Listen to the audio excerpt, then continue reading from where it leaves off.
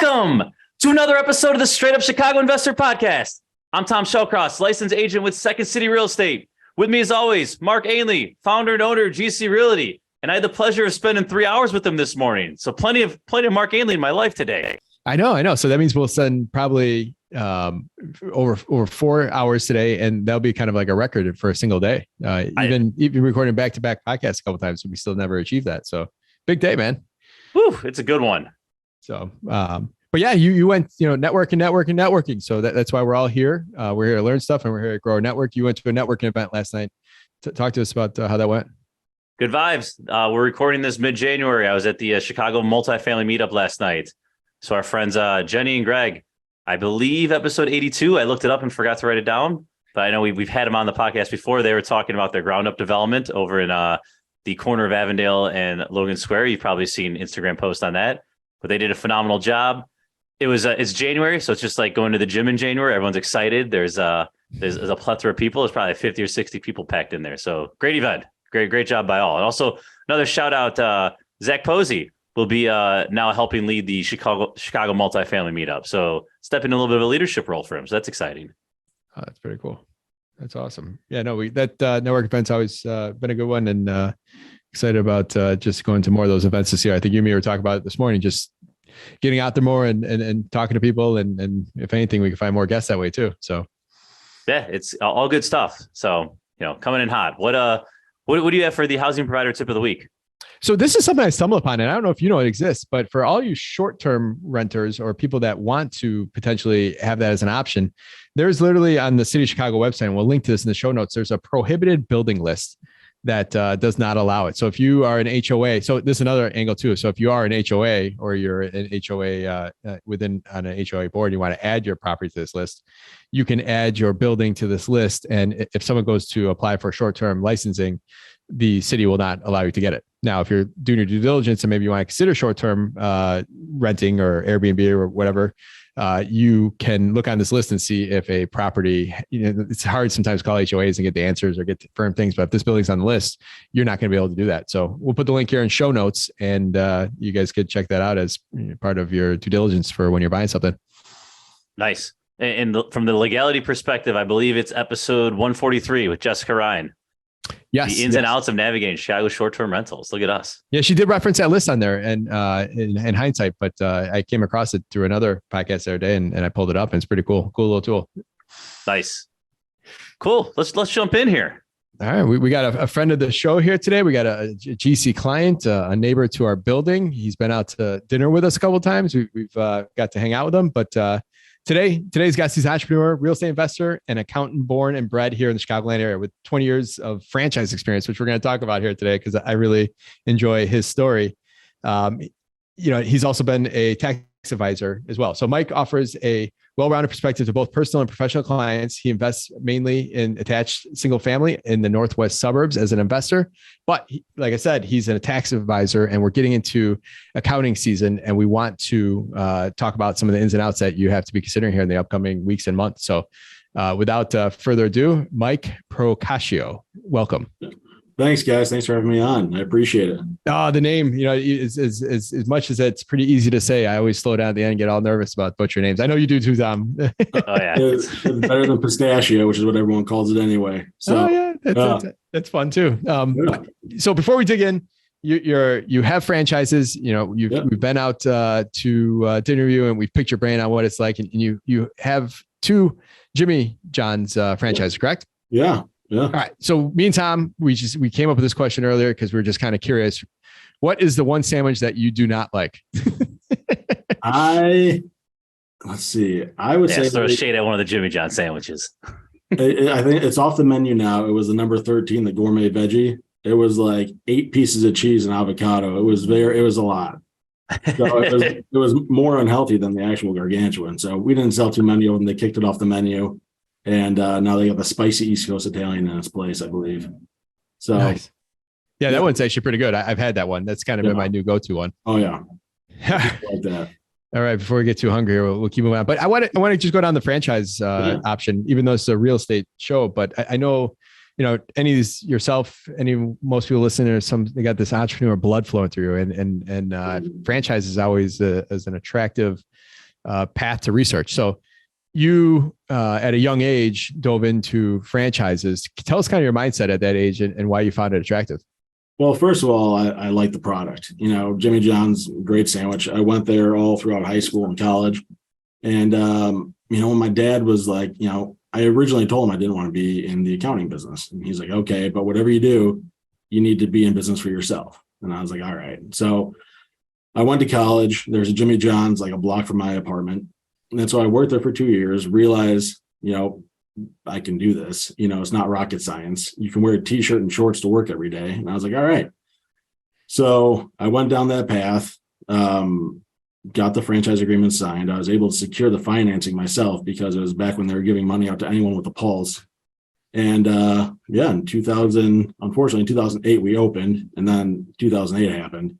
So that was a rough go in the beginning, but yeah, it's working out pretty well. We got 2 locations. One's like a stone's throw from GC, and the other one is on the other side of Roselle.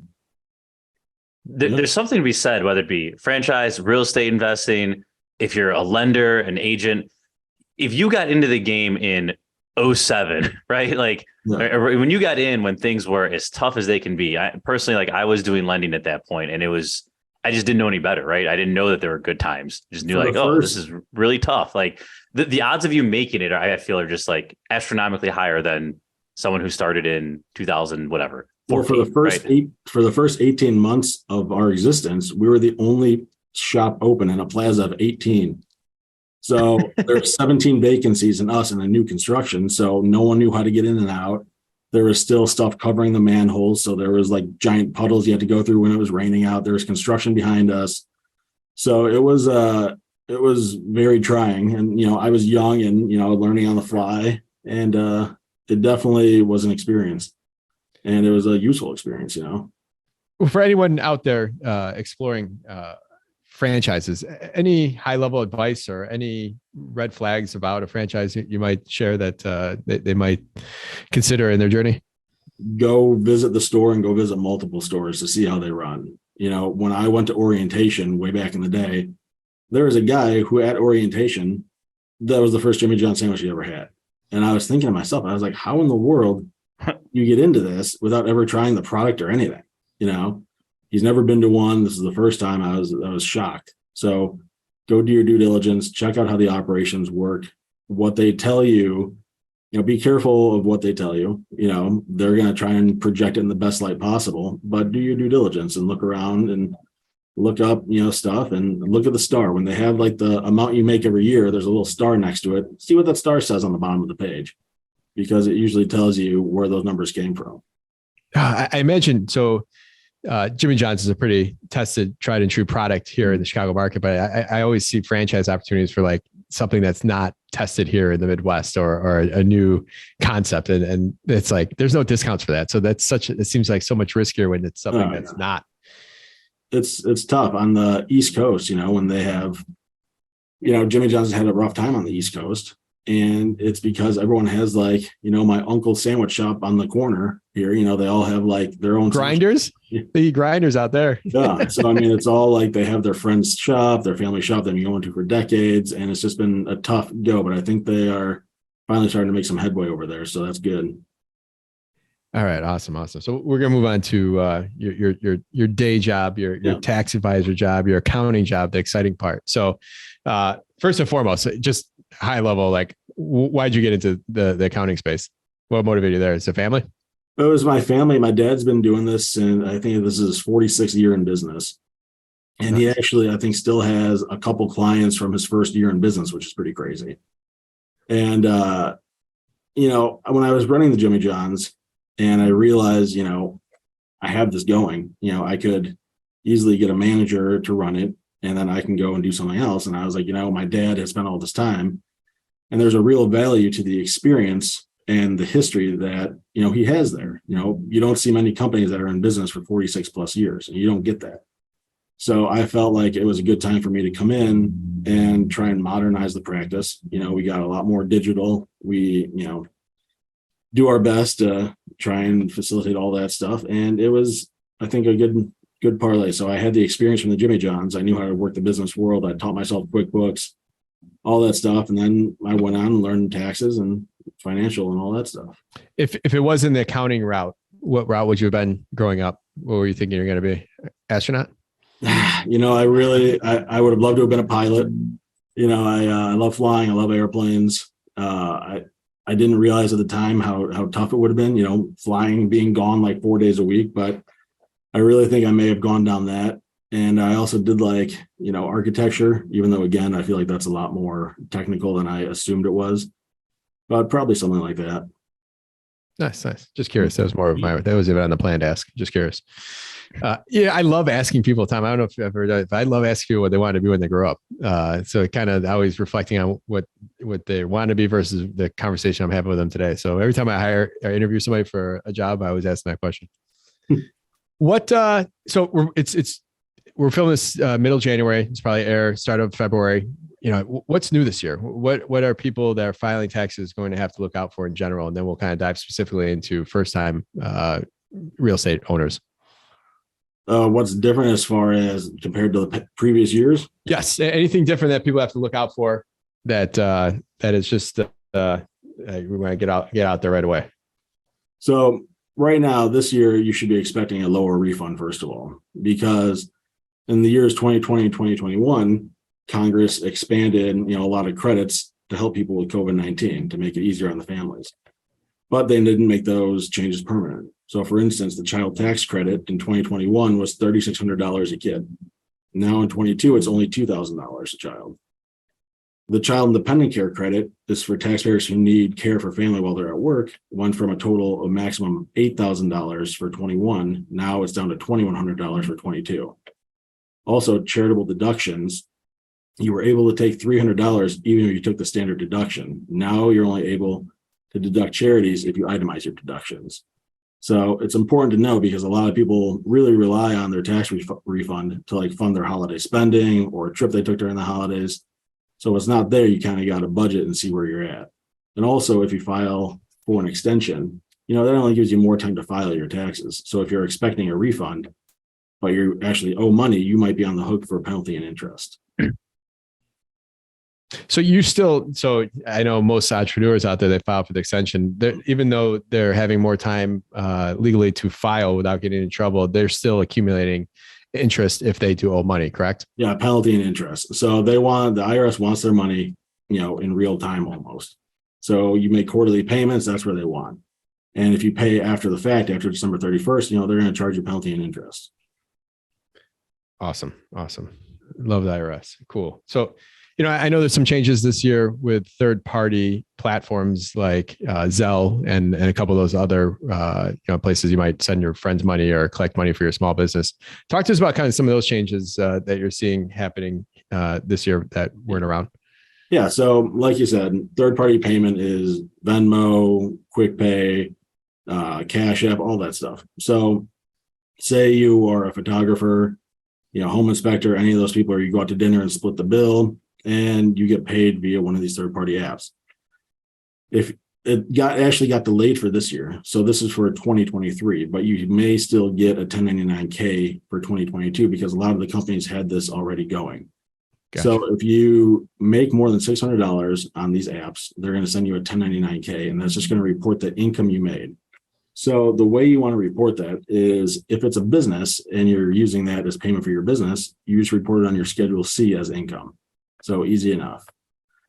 If you sold something for a profit, I'm going to use the example of Bears tickets, but I don't think anyone sold those for a profit this year. You would put that in your Schedule D for capital gains.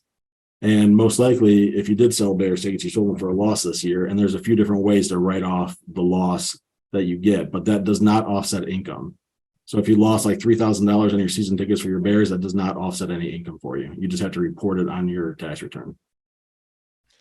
So if you're collecting rent through Zelle right now, or QuickPay Zelle, there's a good chance you're going to get a 1099 in the mail then, and that's not addition to what, as long as you're reporting your income properly, so when you get a 1099 like that, do you have to have like a separate line item that comes in under rental income, or can that just be grouped within, if maybe collected 10,000 through Zelle, but you collected 20,000, you just record 20. Like, is that a separate line item altogether for these? Well, that's why they delayed it an extra year, because they kind of put this in last minute. It was all kind of mixed up as to how people were going to report it, because there's so many different ways that people were getting money from this. So they needed to clarify it. So if you are getting rent, you just put it on your Schedule E, and that's how you report your 1099K income. So if you ever get audited or they ask, be like, see, here's my 1099K, here's my income. It matches. So that's what you would do with that. Got it. Mike, going back to just one thing that's changed, are standard deductions up just because everything's higher right now, right? Did that bump up from 2021 to 2022? Standard deductions have increased with inflation. So the tax brackets, like the actual percent, the tax brackets have not increased. Just the I'm sorry, what was the question again? The standard deduction. Standard deduction. Yeah, the standard deduction did go up for inflation. Yeah. Got it. So just at a high level, the brackets are the same, right? Like the same dollar amount puts you in, bracket at this percent. Yep. The tax, but you do pick up a little bit in the amount of the standard deduction. Is that so? They did account for inflation in those this year. Okay. Anything worth noting, or is it just kind of no, just small increases, nothing crazy. Got it. Yeah. Cool. All right. So let's say I'm I have a W-2. I work a full-time job. I have, 2-3 units. What are some things, I have my profit and loss from the building, right? I have all the expenses from my maintenance guy, the expenses from any utilities in my name. I have all those standard things covered. What are some things that I should be aware of and make sure that I'm getting, I am maximizing my return or the amount I have to pay? What are some things that usually get forgotten for someone who is, not a professional real estate investor, but does have a few rentals? Yeah. So common missed expenses, a lot of people don't realize they're using their cell phone, for business use. So you're talking to your tenant, you're talking to your repair people, you're talking to the village, talking to your property manager, whatever it is. So you'll be able to write off a portion of your cell phone bill. And also office expenses. You need to go make copies at Kinko's or FedEx office, whatever it's called now.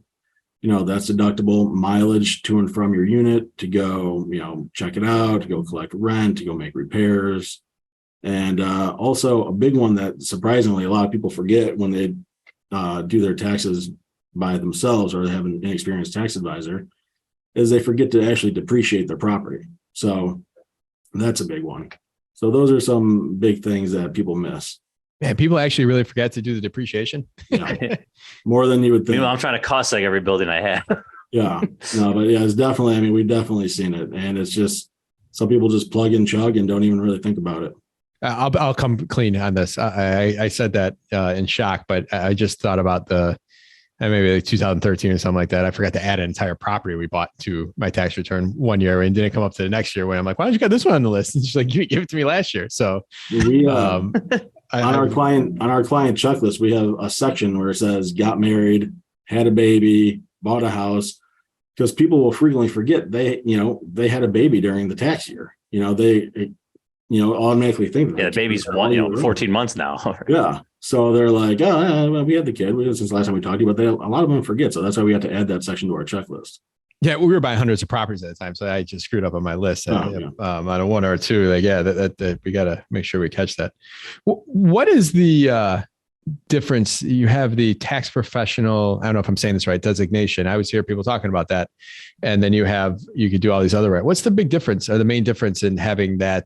First off, explain to us what that is, and make sure I'm saying it right, and then kind of go into to the differences, if you don't mind. Yeah. So basically you're talking about rental activity. So you have three main types. You have passive, active, and what's called real estate professional. Passive activity is for people who make over $150,000, and the losses you have on your rental from that only offset passive gains. So there's really no benefit like in that immediate tax year when you have passive activity. The benefit comes when you go to sell your property. All those expenses that were deferred can now be taken upon the sale of your house. So that's how they get the benefits for that. The next one is called active, which is anyone who makes less than $100,000 can deduct a maximum of $25,000 in real estate losses. And this begins to phase out between $100,000 and $150,000. And it's the same thing. They get between 100 and 150, they get less and less of that $25,000 until they break that barrier of 150. Then they go to passive. So for that, for an example, say you made $75,000 on earned income on your W-2. You had real estate losses, rental property losses of 15,000. You're only going to pay tax on $60,000 of your earned income because that $15,000 reduces your earned income. Got it. So Mike, just real quick though, to kind of restate that another way, you made 175 grand on your W-2. You had real estate losses of 15K. Your basis is still 175. Is that correct? That 15K can only go against other knock out other real estate gains. If you have one clunker and 3 good properties or whatever. Correct. Yes. Got it. Yep. And then the next one, most advantageous, is the real estate professional status. And this one, you really got to talk to your tax advisor and make sure you qualify for it because it has big advantages. But if they come talking to you, the IRS comes talking to you, it could be bad. But this one allows you to use all your losses against your earned income. And there's 2 qualifications you need. The first one is you need to have 750 hours in real estate professional activities. So you basically got to be deciding, who your tenant is, deciding who's doing the repairs, stuff like that. And you need to spend more time doing real estate professional activities than anything else. So say the average full-time job is 2,080 hours a year. You need to be working 2,081 hours a year in real estate professional activities to be claiming that, which is 80 hours a week, which is very difficult to do. So once you qualify, you must prove that you materially participate in that activity. And that's a little, I feel, detailed for this. So if you want to, you can Google those 7 steps for real estate professional status for material participation, but you only have to qualify for one of those 7 steps in order to show that you materially participate. And the most important thing for a real estate professional status is a document. So you got document everything. So what you need on the documentation is the date, you need the property address, you need the activity that you did, and then the time spent doing it. And that can be recorded on like a spiral notebook. It can be on an Excel spreadsheet that you update whenever you do it. And I know they have apps that do this as well. But the thing is, you can't mix and match. You can't do like a month on paper, a couple months on Excel, try the app out for a month. So it's got to be consistent because that's what they want to see. But again, you have to do that. If you did for each of those activities for an hour each, you'll have 750 log entries, or whether you're writing it like that. That's now who's that? Is that getting submitted directly to the IRS? Is that through someone like yourself? If and only if you were audited, correct? Yeah, it's only if you're audited. You need to show them proof. So you hold that. You don't submit that with your tax return. That just goes in your file on your computer that says 2021 tax return or whatever year it is. So do you have to do that every single year? Have that, or is this you have to requalify, or can you do 750 and then be like good for? You can change. So if you qualify one year, you can go to passive next year or whatever. But you definitely, in order to do it, you do need to qualify every year for it. You need to do the 750 hours and all that. Mark, you've been a real estate professional for like a decade.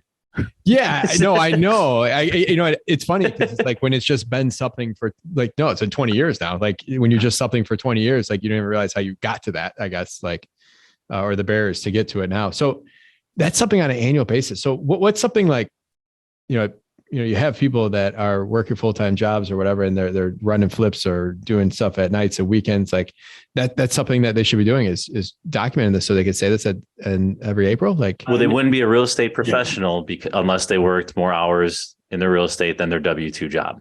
Oh, so okay, I missed that. I did hear you say that, but I missed. So okay, so they have to actually exceed their day job. And almost it's written out for people that are doing this full time, right? Am I understanding that right? Full time, or if say a spouse is a stay at home, watches over the kids, and they do the real estate activity, they would only need to show that they did 750 hours. They don't need to surpass or do anything else because they don't have any other job. So as long as that spouse shows that they can prove that they did the 750 hours, they should qualify. So they're doing 14 and a half hours basically a week of real estate activity as a stay-at-home spouse. That will allow them as a couple to qualify underneath that. Right. Once one spouse qualifies, it goes for the couple if you're married filing jointly. It's a big deal. So I don't want to take us down a rabbit hole here, but we did an episode with Cost Seg Kev, and we can link to it in the show notes on just cost segregation. I don't want to take us down this huge rabbit hole. But one thing I learned was from going from W-2 to real estate professional, that's when you get that bang, right? Because you can take all that accelerated depreciation against all, for me personally, a ton of short-term capital gains from the flips where I couldn't do that previously. And then I think this is where I'm bringing this up because let's say you're investing in a deal. You have a syndicator and you put 50 grand in the deal, 100 grand in the deal. And he's saying, hey, we're going to cost seg this. You need to understand that might be great for him and other real estate professionals in the deal.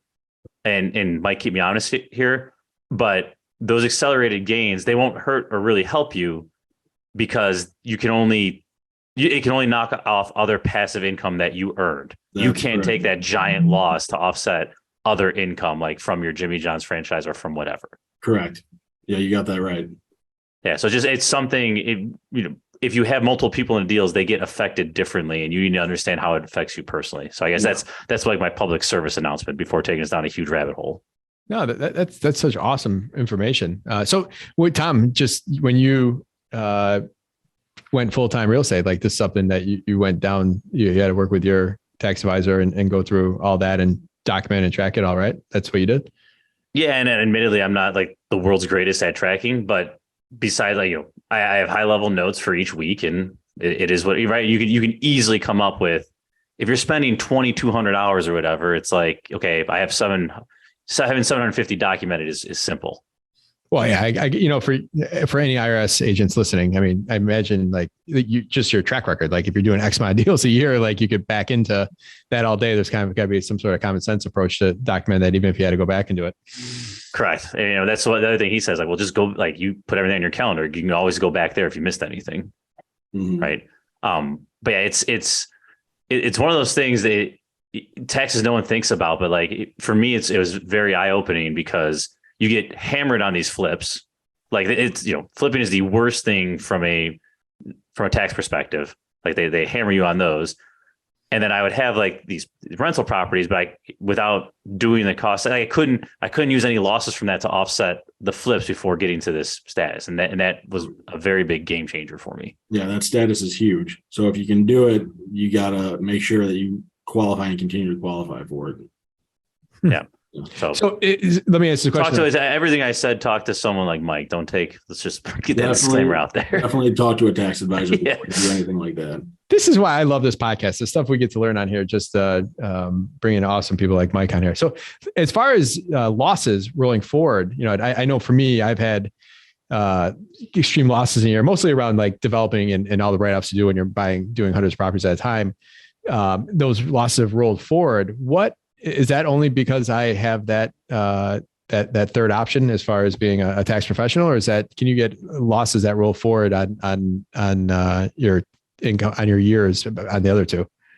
If it's passive, if you're in the passive, you make over 150,000 a year, it would only offset passive gains. So if you had a great year in the stock market or something like that, it would offset those. But yeah, I mean, you're only really taking advantage of it if you're a real estate professional. Gotcha. So that's probably why I was able to truly take advantage of that. So cool. All right, let's go to a couple different things. Schedule E, right? We use that to report income and expenses. This is also, if I'm thinking about this correctly, what a lender is going to look at when they want to see the production of a property. You mentioned the phone, you mentioned office. Was there anything else that we should be touching base on here? Well, you mentioned 3 different classes. So just pulling us back a step, was there anything else that, Well, there's one thing. It's called the de minimis safe harbor. So what that is say you do a bathroom remodel for $15,000 or something like that. You would normally have to depreciate that for the number of years. But under this de minimis safe harbor, if you ask for an itemized invoice from your contractor and you say the tub is $1,000, the vanity is $600, tiles $2,000, anything under $2,500, you can write off as an expense. So you don't need to depreciate it.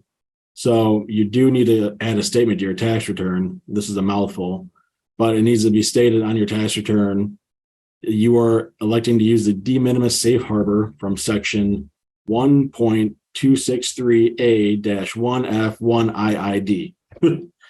So please tell me you had that written down there. You just didn't, you memorized it. I had that written down there. That thing is, and it's all uppercase and lower. It's a lot, but I mean, that's a pretty big thing, instead of depreciating, only taking like a chunk of it every year, you can write off a lot of those expenses like the year they occur. Dude, if I had a bar or a harbor or a bar or a restaurant on the harbor, I'm naming it de minimis safe harbor. Just sounds good. Bunch of accountants hanging out there. Yeah. Let me ask you a question, Tom. Have you ever went to buy a building and asked the seller for their Schedule E? No. I mean, keep in mind, I'm working on, a lot of the stuff I'm buying is mom and pops, like, cash as is. Like most of my stuff is not going to be the traditional here. Usually when we get the rent rolls and, the actuals for utilities, that's usually enough. The actual leases, I'm comfortable. We manage in the last year. I don't know if this is a new thing, and Mike, maybe you can speak to it. But in the last year, we manage some of these large. When I say large properties, I call it 15 to 30 type units, and they might be for sale. And they've came back and asked for the Schedule E, and they're performing properties. There's no add value. They're just buying them at a 4 or 5 or 6 cap. So they're coming back as part of the attorney review, asking for a copy of the Schedule E for the last 3 years, whatever. So I was curious to see if you've ever came across that. Yeah, people want to see that because you're not likely to lie in your tax return. Just like people, when you buy and sell a business, you want to see your sales tax reports to see what you're actually reporting as sales. Yeah, I guess the other devil's advocate to that would be like, if I know the gross income and I know what those set expenses are, like, you're not going to operate the building the same way that guy did. And you're going to know that he may have capital expenditure or he may have deferred it. Like, it's kind of like the eye test there, that like, you can't just take those numbers, plug them into a spreadsheet and say, cool, we're good to go. Yeah. So, all right. So I got a bunch of, Mark, I know we have an outline here. I got a bunch of just random one-off facts or questions. Can I just start firing those off, or where do I, it's all you, man. Mike looks like he's ready. We're just peppering you with, this is like when we go to dinner, we just pepper you with random stuff here. All right, so here's an interesting one that I think applies to people. This came up with, I brought this up to my accountant. So from my understanding is, man, I'm going to butcher this and you correct me, but I have 4 kids. If they do work for me, so they do clean outs for me, they do the mail, like they put in a few hours here and there, right? Up to like, whatever the number is, you can pay them. And if it's under a certain threshold, then, you're paying them. They're not paying. It's an expense to you, but they're not paying tax on it. You can put it directly into an IRA, a Roth or an IRA or something, and help them down the road. And, it's a little bit to save on taxes. My understanding though was like, you actually need to be set up in payroll, and there's a few things stopping me from doing it. But can you back us out of my rambling and talk through this? So what that is, someone like you who, their kids do a little help here and there. That is a way to shift income, from the taxpayer to their kids, where if you make under $12,000 a year, you don't pay tax on it. So let's say I pay my kids $5,000 total, right? Or I give them each $1,000. There's 4 of them. Now I know why you have 4 kids. The one thing to watch out for though is, say like someone's saying like, my 3-year-old is like modeling in the apartment when you take pictures, you have to be able to prove that your kid was actually doing the work and that is the going rate for whatever they were doing. Got it. You can't say my kid was sweeping and I paid him $10,000, because then you got to show, hey, this guy offered to sweep, but so it is something that you can do and what we have done, but you just have to be careful not to just say, I paid my kids, all 4 of them, $11,999. And they all just swept and cleaned apartments for me, because you're gonna have a tough time proving that if you ever, get called on it. So 12,000. Go ahead, Mark. 12,000 is the number. Where does that? Where do you have to put it to, or how do you pay them? It's the max. Yeah. What are you doing with that money? You said something about putting in a Roth. So you're taking and paying it to them through a Roth, you said? Well, for a Roth, you have to show that you have income. So they would most likely W-2 his kids. And so then you can set up a Roth like that. So the money basically becomes tax-free at that point. Gotcha. Right. I get to write off as an expense to the business, but they don't have to pay income on what they earned. And then we can defer it by putting it into a Roth. But again, like, it has to be legit wages. Like, the number's not $12,000. It's like between all 4 of them, it's a total of like $800, right? Like, because you're gonna, and then by the time I do all the paperwork and all the BS around it, like I'm just netting 0 and wasting a lot of time. For like, teenagers who help out at like the office, or like, you're gonna be pretty hard up to find a job that's gonna like a 6-year-old can do that you would pay him $10,000 for it, Got it. But when you have, someone like you said, a teenager helping with the phones or whatever, like all of a sudden this, summer job, they come in and bang out 3 months of work. This becomes something that people should have on their radar. This is applicable to somebody listening. Yeah, it definitely is. I'm sure people out there listening are actually doing it right now, but this is something that you should definitely talk to your tax advisor about before, taking it on. Definitely talk to them. All right, cool. So now another crazy one for you. So another one I've seen recently, this got brought up, actually Nick Yassin, who was on, an episode probably 4 or 5 ago. He was the one who brought it up to me. He was talking about purchasing a building. And when you make that purchase to keep your basis down, you have the sales of goods sold and then the building price. So let's say a building's $2 million, but instead of buying it for $2 million, you buy it for 1.8, and then the cost of goods sold. So I don't know what you can legally put in there, like appliances, things that are not detached, I believe, is the real number, like not fudging it, but like, let's say that's $200K. And then he does that. Somehow that is helpful to taxes and keeping the basis down. Hogwash, is that anything worth discussing? I don't know if it's hogwash, but I've never personally heard of it. So it could be like a very advanced tax strategy that we just haven't come across yet. But, I personally have not heard of that before. Got it. Mark, any relevance here to you? No, I'm just adding up in a big building how many sets of blinds are at $50 a pop. So I've heard. I believe actually, this is where it comes from. I believe is it keeps your city transfer tax down. It's off that 1.8 number instead of the 2. Yeah, and then also your reflection of taxes for tax appeal as well too, buying it for less. Now, I've heard this in the residential world. Many times if someone's trying to sell a house and they move to California, they want their furniture, the family will write a check for $5,000 for all the furniture. They have the option of kind of including it all in their mortgage, but they write the check for the $5,000 for the furniture and just get a mortgage on the rest of the house to keep it out of that taxable, the tax rate from keeping the basis low. Cool. Mike, what are some other things, whether you're a real estate professional or not, but other things people should be thinking about, or maybe they're already doing, but not capitalizing on? So this could be, if you are self-employed, a self-employed RA, if you're saving for a 529B, like what are some of the things that people might be doing and not realizing or not maximizing them on their tax returns? What are some that you commonly see with your clients? Well, I would say, sole proprietors are a big one. People who file a Schedule C, like carpenters or plumbers who work for themselves, kind of just go and do it. So a Schedule C is the reporting of income or loss on your tax return, and is for the business of a sole proprietor. And what a business is that activity, its main purpose is to generate income or profit from. So when you make profit on a Schedule C, you got to pay federal tax, you got to pay state tax, and you got to pay self-employment tax, which is your Social Security and Medicare, and you're paying both the employee and the employer portion, which equals 15.3%. So some common missed things that people always forget to put on are health insurance. If you're paying your health insurance yourself, you can deduct your health insurance, your vision insurance, your dental insurance right on the Schedule C. And also, people also miss the office and home. And there's 2 methods to do the office and home. The first one is a percent method. So you take, say, 30% of your house is your office. So 30% of all your expenses in that house are going to be associated to your office. So you got 30% of your utilities, your internet, your mortgage, all that stuff. The problem with that is you have to recapture that upon the sale of your house.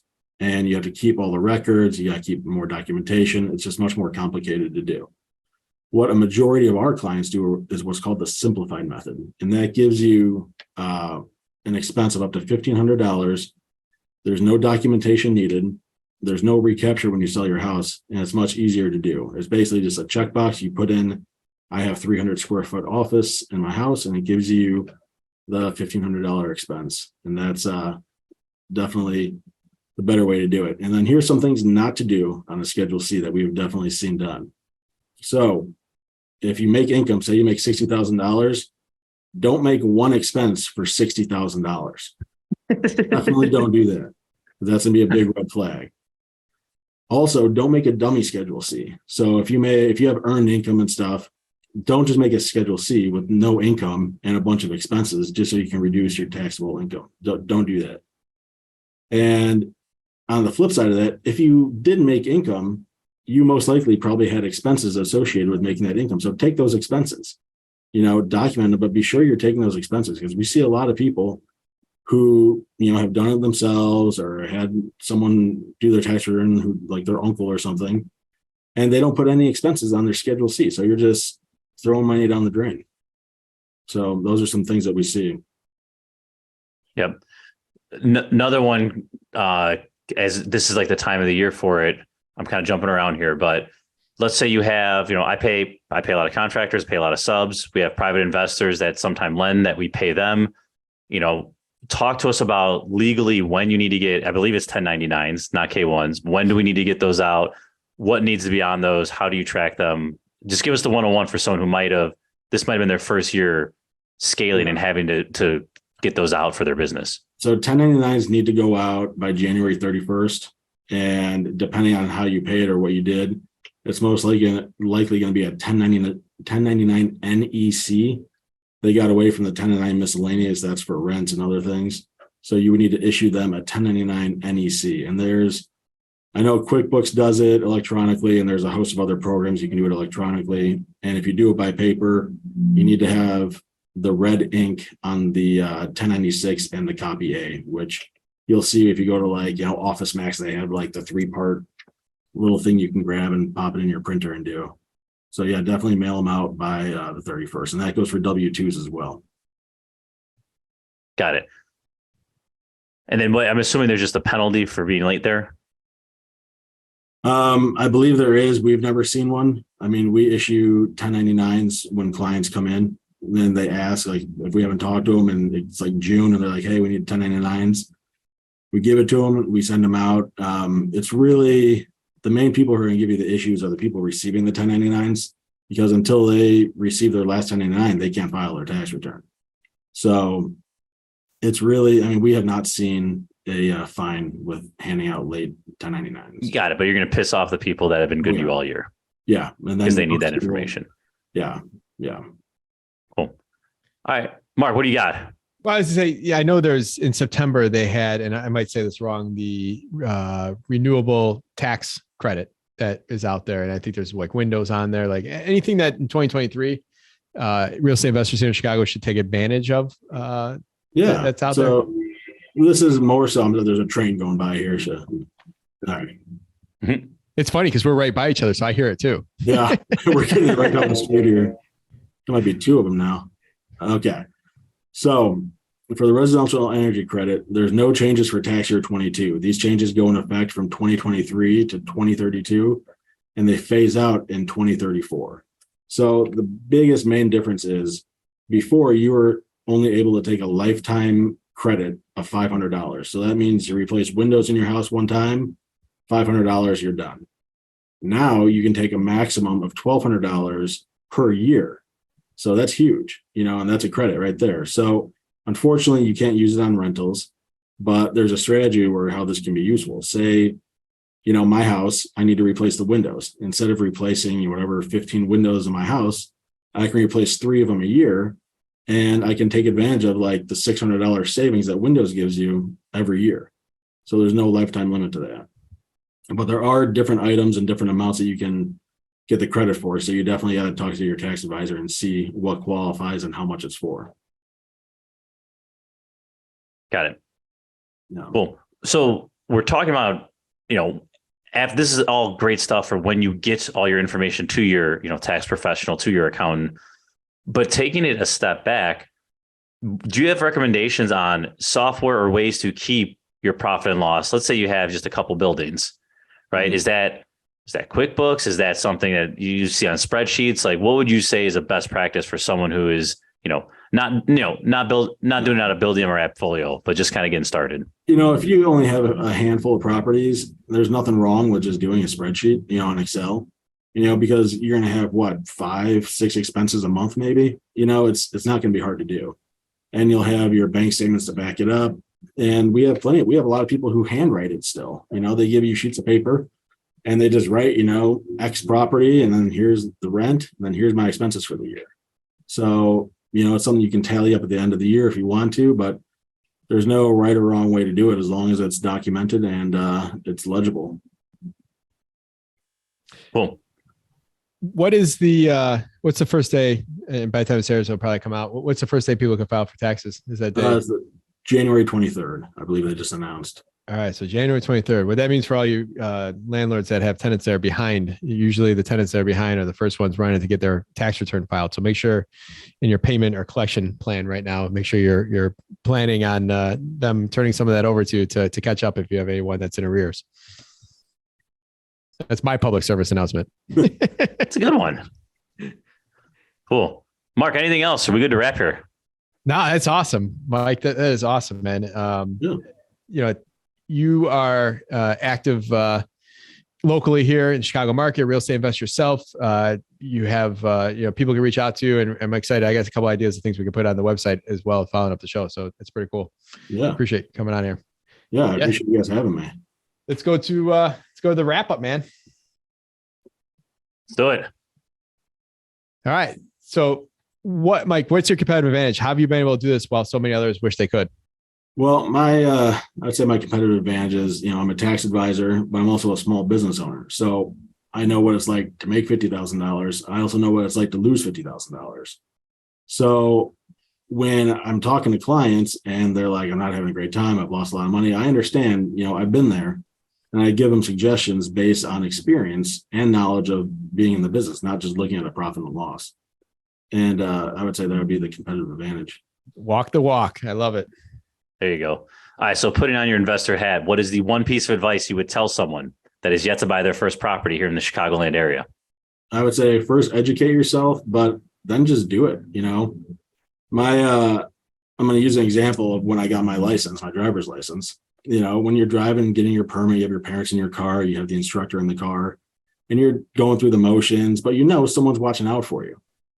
But the minute you get your driver's license and you take your parents' car for the first time, that's the time where I learned the most about how to drive. When there was no one there to back you up, to watch out. That's the same thing with buying real estate. You just got to educate yourself, but you just got to do it, because you're never going to learn more than when you're actually doing it and, actively investing in real estate. Awesome. I like that analogy, except I am a terrible driver. They have the stat, like everyone says they're above 50% drive. 80% of people say they're above 50%. Like everyone has a better perception of self. I know I'm in the bottom 10. I know where I belong. All right. Awesome. Mike, what do you do for fun? I hang out a lot with my wife and kids. I coach my kids' soccer team this year. So I think I might need to start learning how to be a better coach. So we'll see. The team was okay. We had to make some improvements, but it was a lot of fun to do. We like to go to air shows, and probably at least one of them a summer. And my daughter now wants to be a Thunderbird pilot, so that's kind of terrifying. And I also like a good audiobook, and I like TV shows. My favorite ones right now are Yellowstone and Tulsa King. I don't know if you guys watch those, but I would highly recommend those. That came up last week. So I do got to give it a shot now. Which one? Yeah, the Yellowstone's good. Don't feel bad. I fired myself from being a soccer coach. I was horrible at it, and I found a really good coach and helped him get on a really good team. And he's actually taken off in his soccer career ever since. The thing is, like, when you're coaching like 5-year-olds, like I didn't like when you got like 8 of them, like they don't listen to you. It's kind of like a mob mentality. They do what they want, and they like, I don't get it. So we tried, and and I'm pretty sure some of the other towns may have been juicing with older kids. I'm not sure. All right. You mentioned audiobooks. Give us a good book, podcast, or self-development activity you'd recommend to our listeners. My favorite book is a book called The Wealthy Gardener by John Saforic. I don't know if you guys have ever heard of it, but I have not. Yeah, it's awesome. I mean, it's a personal finance book, but it has like an interesting story like weaved in. So they kind of go back and forth on the story. They give you like a ton of great quotes. It's a great book if you like that type of stuff. And they have like a companion website. It's all free. They're not trying to sell you any like classes or, buy this or that. So it's just a really good book. If you listen to it on the audio book, the person who reads it, very pleasing to listen to. So it's just overall, I can't really recommend that book enough. I always do the test for the audiobooks because I do if it's a long book, like if they don't have a good voice, like I struggle like to even listen to it. So I got to test it out. Yeah. All right. Besides yourself, name one person in your local network you'd highly recommend to other investors as a quality resource. Well, besides Mark, obviously, I would recommend first my real estate agent, Susan Camilleri, Remax Central here in Roselle, right down the road.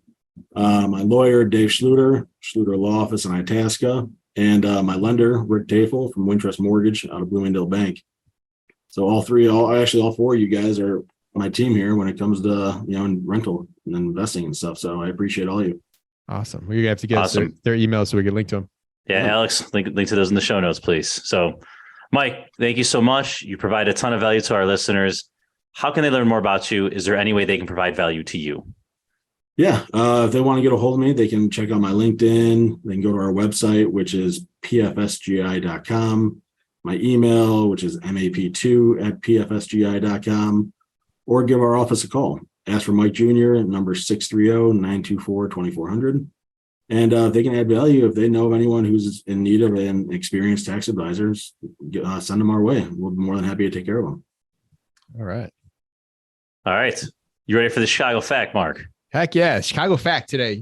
We have it is Ryan Worthy. Ryan Worthy out of Evanston bought a t-shirt. And something I realized here this week, you were joking about earlier. I was trying to joke about it, but we underpriced our t-shirts. I think we actually lose a couple bucks each time we sell them. So I think right now a t-shirt's like $10 on our merch store. So grab a t-shirt, you get entered into the Chicago Fact, and you can win a $50 gift card. So let's hear it, Tom. It's our loss leader. Yeah, it's a loss leader. Yep. All right. So, Mike, you provide a ton of value from the accounting standpoint. You're an investor yourself, but we're going back to Jimmy John's here and let Mark get the first crack at this. So, how many Jimmy John's are there within the city of Chicago? So, like Mike's don't count within the city limits.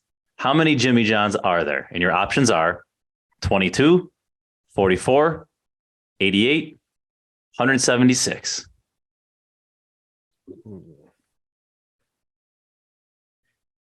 I'm going to say 88. Mike, what do you want to go with? I would agree with 88. Guys, it's 44. Oh, really? Yeah. You know what? I would have gone higher as well. We're a big city. Well, I was thinking, all right, so there's one in each. 77 communities. Yeah, one in each community, but a handful are not going to, but then you can have others that'll have a bunch more. So I was trying to, I really thought 88 made sense. Oh, man. Yeah, I agree.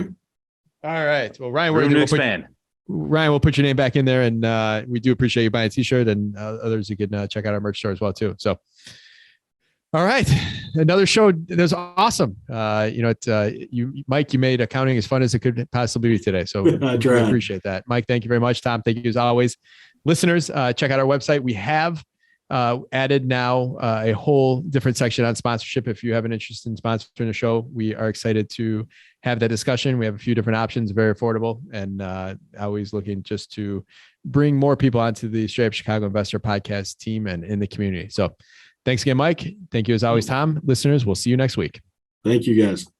Thanks all.